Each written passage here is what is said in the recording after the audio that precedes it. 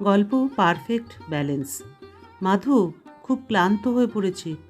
এক কাপ গরম গরম চা আর স্যান্ডউইচ করে দাও না। একটু তাড়াতাড়ি করে বানিয়ে দাও, ভীষণ খিদে পেয়েছে। অফিস থেকে ফিরে সোফায় গা ছেড়ে দিয়ে রঞ্জন বলল। ম্লান একটা হাসি মুখ নিয়ে মাধু স্বামীকে এক গ্লাস জল দিয়ে তার পাশে গিয়ে বসে। তারপর ক্লান্ত গলায় বলল, চা আর স্যান্ডউইচ একটু দেরিতে হবে আজ, তাড়াতাড়ি সম্ভব নয়। কেন, সব ঠিক আছে তো? রঞ্জনের গলায় বিরক্তির আভাস স্পষ্ট ছিল। গত কিছুদিন ধরে একটু দুর্বল লাগছে মাধুর, শরীরটা বড্ড ক্লান্ত লাগে। রঞ্জনের বিরক্তি আঁচ করে মাধু নিজের বাড়তে থাকা সমস্যাকে অল্প কথায় গোপন করে ফেলল। এতদিন ধরেই তো ও এটাই করে এসেছে, যে কোনো সমস্যা হলে নিজে থেকেই মিটিয়ে নেয় বা হালকাভাবে রঞ্জনকে জানায়, যাতে ওর স্বামীর কোনো দুশ্চিন্তা না হয়। এটা করতে মাধুর মনে খুব আনন্দ পেত। ঠিক আছে, স্যান্ডউইচ না হোক বাটার পাউরুটি টোস্ট করে দিতে পারবে তো? আর হ্যাঁ, চায়ের সঙ্গে বিস্কুটও দেবে আমার নাজুক রানী। রঞ্জন কটাক্ষ করতে ছাড়ল না। তারপর মাধুর দুর্বলতার কথা একেবারে উপেক্ষা করে ফ্রেশ হতে বাথরুমের দিকে এগিয়ে গেল। মাধুর মনের আয়নায় যেন কেউ একটা পাথর ছুঁড়ে মারল। ও কবে ছিল নাজুক?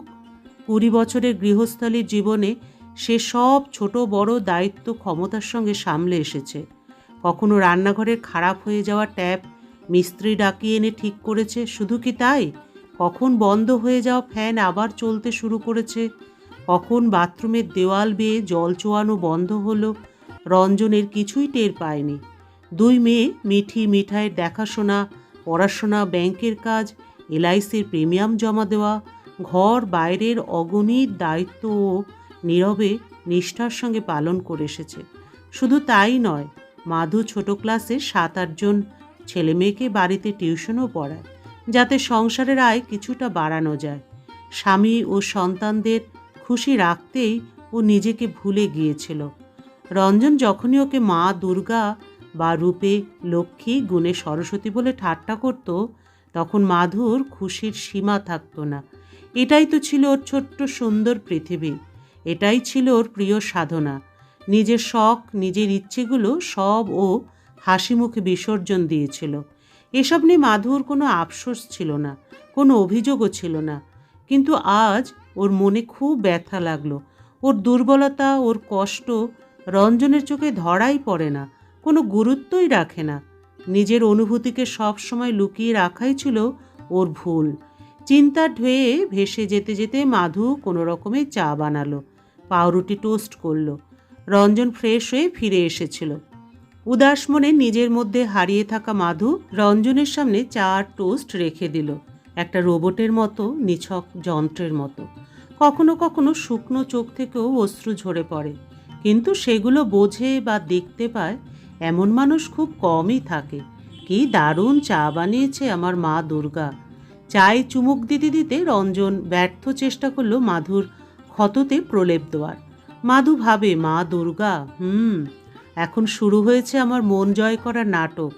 চা বিস্কুট তো পেয়ে গেছো, আমার ক্লান্তি, আমার দুর্বলতা সে তো গেছে তেল বেচতে।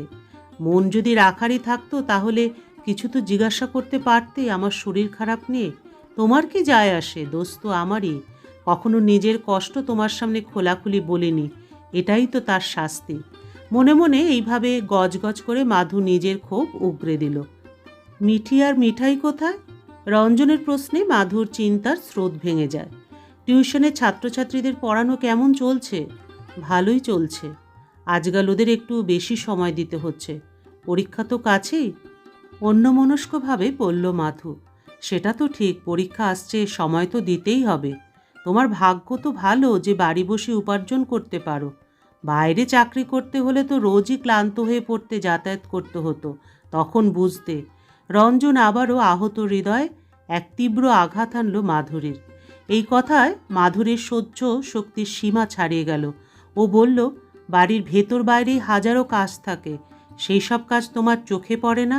সব তৈরি অবস্থায় পেয়ে যাও বলে হয়তো বোঝো না। এত বছরের সংসারে আমি কি একটাও দায়িত্ব তোমার কাঁধে ফেলেছি? আর তাই তো আমার ক্লান্তি, আমার শরীর খারাপ কিছুই তোমার চোখে পড়ে না। কিন্তু শরীর তো একটা মেশিন নয়, বয়স বাড়ছে, সবসময় তো শরীর একরকম থাকে না, কিন্তু না, আমি যেন চিরকাল দশভুজার মতো কাজ করতে থাকি, সদা হাস্যময় থাকি, তাই তো? রাগ আর অপমানের জ্বালায় মাধুর চোখ জলে ভরে উঠল। এতে আবার রাগ করার কি আছে? তুমি তো আমার মা দুর্গাই। যাই বলো, আজও তুমি আমার চোখে সেই দুর্গাই আছো। রঞ্জন সম্পর্কের তিক্ততায় মিষ্টতার ছোঁয়া দিতে চাইল। থাক তোমার নাটকবাজি। তোমার চেক ব্যাংকে জমা করে দিয়েছি, আর ইন্স্যুরেন্স অফিসারকে ফোন করে জানিয়ে দিয়েছি। মাধু কেবল তথ্য দিল। এই তো আসল কথা। পড়াশোনা জানা আধুনিক স্ত্রীর সুখই আলাদা। আধুনিক মহিলা তো সত্যিই দক্ষ আর চটপটে হয়। রঞ্জন খুশি মনে বলল, আধুনিক মহিলা অকারণে সংসারের জাঁতাকলে পিষে পিষে মরে না, আর নাইবা এতটা বোকা যে নিজের অস্তিত্বকে ভুলে যাবে। কেউ কদর করুক বা না করুক, তারা নিজেদেরকে কদর করতে জানে। মাধুরীর গলায় রাগ স্পষ্ট হয়ে উঠল। তিলকে তাল বানিয়ে ফেলো না মাধু, তুমি একা নও। অনেক মহিলাই আজকাল ঘর আর বাইরের দায়িত্ব একসঙ্গে সামলাচ্ছে। এই বাড়তে থাকা দামের বাজারে যে কোনো সচেতন মহিলা তো কিছু না কিছু করেই উপার্জন করছে। ঘর আর বাইরের ব্যালেন্স রাখতে আজকের মহিলারা জানে। একটু বুদ্ধিমত্তা থাকলেই সব সম্ভব। রঞ্জন যেন আগুনে ঘি ঢেলে দিল। তুমি আসলে বলতে কি চাইছো? আমার মধ্যে বুঝে শুনে চলার ক্ষমতা নেই? এত বছর ধরে কি আমি কিছু কম করে দেখিয়েছি? কোথাও কোন অভাব রেখেছি? এতদিন ধরে তো শুধু ব্যালেন্স করেই চলেছি। কিন্তু হ্যাঁ, ঠিকই তো বলে, ঘরকা মুরগি ডাল বরাবর। মাধু সম্পূর্ণরূপে ক্ষোভে ফেটে পড়ল। সত্যি কথাগুলো খুব গভীরভাবে আঘাত করে, আর তা যখন আসে সেই মানুষের কাছ থেকে যাকে আমরা সবচেয়ে বেশি ভালোবাসি। ঠিক তখনই মিঠি আর মিঠাই এসে পড়ল। যেন কিছুক্ষণের জন্য ঝড় থেমে গেল। মাধু ওদের জলখাবার দিল, তারপর পড়াতে বসে যায়। ঘরের পরিবেশ ভারী হয়ে উঠেছিল। আমি একটু বাইরে হেঁটে আসছি বলে রঞ্জন বেরিয়ে যায়। রঞ্জন আর মাধুরীর সংসার ছিল সুখী আর স্বাভাবিক। মাঝে মধ্যে ঝগড়াঝাঁটি, মতের অমিল হতো। এসব তো গৃহস্থ জীবনেরই অঙ্গ। অতিমাত্রার মধুরতাও একসময় কৃত্রিম মনে হয়। মাধু রঞ্জনকে খুব পরিশ্রম করতে দেখত। মাসে 2-3 বার ট্যুরে যেতে হতো। অনেক রাত পর্যন্ত রঞ্জন নতুন নতুন প্রজেক্টের কাজ করত। নিজের স্বামীর প্রতি মাধুর খুব গর্ব ছিল। সে সর্বতোভাবে রঞ্জনকে খুশি রাখার চেষ্টা করত। সত্যি কথা বলতে গেলে দুজনেই একে অপরকে খুব ভালোবাসত। কিন্তু ভালোবাসা আর একজনের মনের গভীরতা বুঝতে পারা, এই দুটোর মধ্যে অনেক পার্থক্য আছে। হৃদয় তো দামি উপহার চায় না, শুধুমাত্র দুটো স্নেহভরা শব্দ, প্রশংসা কিংবা সহানুভূতির ছোঁয়া। এতেই তো মন ভরে যায়। মাধু সবসময় হাসি খুশি থাকত, তাই রঞ্জনের চোখে সে এমনটাই অভ্যস্ত হয়ে গিয়েছিল। রঞ্জন কখনো বুঝতেই পারেনি মাধু প্রতিটা কাজ এত দক্ষতার সঙ্গে কিভাবে সামলে নিত। খুব কম সময় এসেছে যখন মাধু নিজের কোনো কষ্ট রঞ্জনকে জানিয়েছে। ভালোবাসায় ডুবে থাকা মাধুরীর এটাই ভুল হয়ে গিয়েছিল, আর আজকের ঝগড়ার মূল কারণও ছিল এই ভুল। রাতের ডিনারের সময় দুজনেই নীরবে ছিল। ভেতরের যন্ত্রণা তখনও রয়ে গিয়েছিল নিঃশব্দে। বাচ্চারা তাদের স্বভাবমতো খুশিতে চিৎকার করছিল, বাপি, মা আজ কি দারুণ আলুর দম রান্না করেছে, মিঠি খেতে খেতে বলল। হ্যাঁ সোনা, সত্যিই খুব দারুণ হয়েছে, রঞ্জন স্বীকার করল। মিঠাইও মাধুকে তার স্কুলের গল্প বলছিল। মাধুও কোনো রকমে মিঠাইয়ের আনন্দে সামিল হওয়ার চেষ্টা করে যায়। বাচ্চাদের এই সরলতা, তাদের নির্মল আনন্দ একটা ঠান্ডা স্বচ্ছ বাতাসের মতো, যা দাম্পত্য জীবনের মান অভিমানের, ক্ষোভ দুঃখের আগুনকে অনেকটা শান্ত করে দেয়। ডিনার শেষ হলে বাচ্চারা নিজেদের বেডরুমে চলে যায়। মাধু তাড়াতাড়ি বাকি কাজ সেরে রাতের পোশাক পরে রঞ্জনের দিকে পিঠ করে শুয়ে পড়ে। রঞ্জন শুয়ে শুয়ে কিছু পড়ছিল। তখন বাজে প্রায় 11টা। মাধু শোয়া মাত্রই রঞ্জন আলো নিভিয়ে দেয়। রাগ করেছ মাধু? রঞ্জনের গলায় স্বর তখন চেনির মতো মিষ্টি। মাধু চুপ করে রইল। কাঁটা খুব গভীরভাবে ছুঁয়েছিল, ব্যথা হচ্ছিল। সোনা, আগামীকাল সন্ধ্যায় আমি ট্যুরে চলে যাব। আবার 2-3 দিন পর ফিরব। তুমি যদি কথা না বলো তাহলে কিভাবে চলবে? আমার মাথা ব্যথা করছে, তুমি ঘুমিয়ে পড়ো। মাধু এড়াতে চাইল। এসো, আমি তোমার মাথাটা টিপে দিই। রঞ্জন মাধুকে মানানোর চেষ্টা করল। মাধু ইতিমধ্যে মনে মনে একটা সিদ্ধান্ত নিয়ে ফেলেছিল, তাই কোনো প্রতিরোধ না করে সে ঘাড় ঘুরিয়ে রঞ্জনের দিকে তাকায়। রঞ্জন বুঝল পরিস্থিতি খারাপ হতে শুরু করেছে। ও মাধুর মাথায় হাত বুলিয়ে দিতে থাকে। ভালোই হলো, সেবা দিচ্ছ দাও। মাধু মনে মনে হাসে। মন কিছুটা হালকা হলে ঘুমানোর চেষ্টা করে। রঞ্জনও শান্ত মনে ঘুমিয়ে পড়ে। পরের দিনটা সাধারণভাবেই কাটল। রঞ্জন অফিসে চলে গেল, বাচ্চারা স্কুলে চলে গেছে, মাধুরী রোজকার কাজগুলোতে ব্যস্ত হয়ে পড়ে। কিন্তু গতরাতে যে সিদ্ধান্ত নিয়েছিল তা ও ভুলে যায়নি। দুপুরে বাচ্চারা স্কুল থেকে ফিরে এলো আর রঞ্জনও অফিস থেকে। কিছুটা মন খারাপ নিয়ে রঞ্জন ট্যুরে বেরিয়ে যায়। যাওয়ার আগে মাধুকে আলিঙ্গন করে আর বাচ্চাদের ভালোবেসে বিদায় নিল। সব ঠিকঠাক ছিল, আগের মতোই। 4 দিন পর সকাল 8টায় রঞ্জন বাড়িতে ফেরে। বাচ্চারা তখন স্কুলে চলে গেছে।